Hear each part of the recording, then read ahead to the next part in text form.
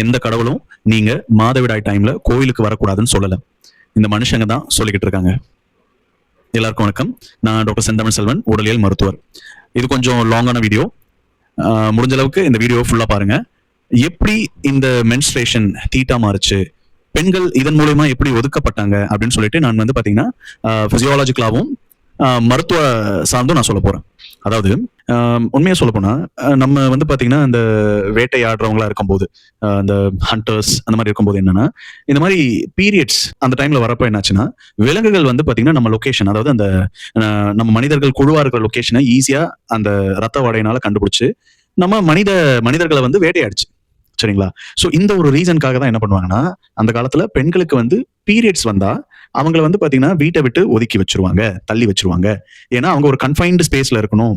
பாத்தீங்கன்னா ஏதாவது வனவிலங்குகள் வந்தாலுமே அவங்க உயிர் மட்டும் தான் போகும். பக்கத்துல வந்து ஒரு ஆயுதத்தையும் வச்சிருவாங்க. அவங்க எப்படின்னா அதை தற்காத்துக்கிட்டோம் அப்படின்னு சொல்லிட்டு. இதை வந்து பாத்தீங்கன்னா சில சில குரூப் பார்த்தாங்க. ஓஹோ, சரி, இதை விட்டா வந்து பாத்தீங்கன்னா இவங்கள நம்ம கண்ட்ரோல் பண்றதுக்கு வேற வழியே இருக்காது அப்படின்னு சொல்லிட்டு இப்படிதான் வந்து பாத்தீங்கன்னா இந்த மாதவிடாய் என்பது தீட்டா மாறுச்சு. அந்த பழக்கத்தை வந்து பாத்தீங்கன்னா இன்னமும் வந்து பாத்தீங்கன்னா நம்ம ஃபாலோ பண்ணிட்டு வரோம். ஓகே, நம்ம வீட்டுல இருக்கிற வயசானவங்க, அம்மாக்கள், பாட்டிக்களால வந்து பாத்தீங்கன்னா உனக்கு தீட்டு, நீ ஏன் வந்து பாத்தீங்கன்னா இதை பண்ற, நீ ஏன் அதை பண்ற, நீ ஏன் அதை தொடுற, நீ போய் அங்க தனியா உட்காரு, மூலையில உட்காரு, நீ ஏன் இங்க வர அப்படின்னு சொல்லிட்டு அவங்கள ரொம்பவும் தாழ்த்தி பேசுவாங்க. சரிங்களா? இதனாலதான் பெண்கள் வந்து பாத்தீங்கன்னா அந்த ஒரு விஷயத்த, ஐயோ நமக்கு இது வரது அருவருப்பாச்சே, நம்ம அருவருப்பான ஒரு ஃபீலிங் இருக்கும்.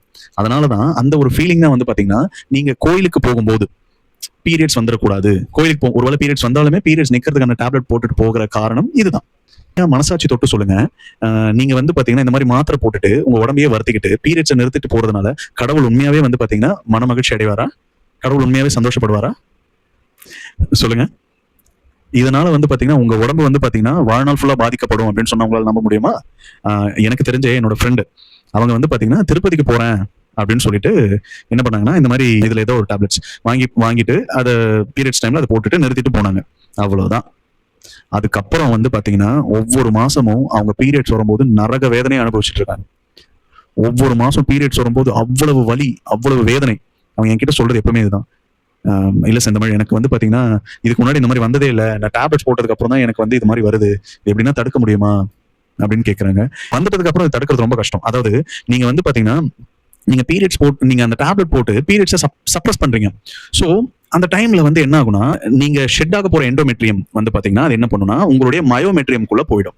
That is called as adenomyosis. So அந்த அடினோமயோசிஸ் தான் உங்களுடைய கொடூரமான அந்த வலிக்கு, நரக வேதனையான வலிக்கு காரணம். அது மட்டும் இல்லாம ரீசெண்டா ஒரு பெண் வந்து பாத்தீங்கன்னா 3 நாள் தொடர்ந்து இந்த டேப்லெட் போட்டதுனால அதனால வந்து சைடு எஃபெக்ட்னால அவங்க இறந்து போயிட்டாங்க.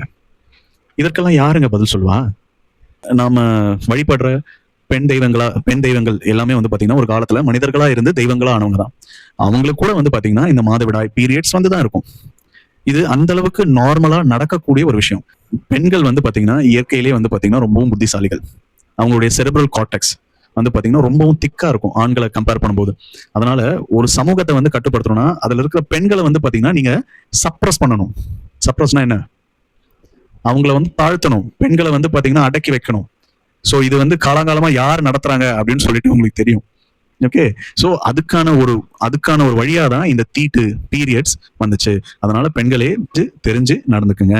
இந்த மாதிரி வீடியோஸ்க்கு என்னுடைய சேனலை சப்ஸ்கிரைப் பண்ணுங்க. தேங்க்யூ.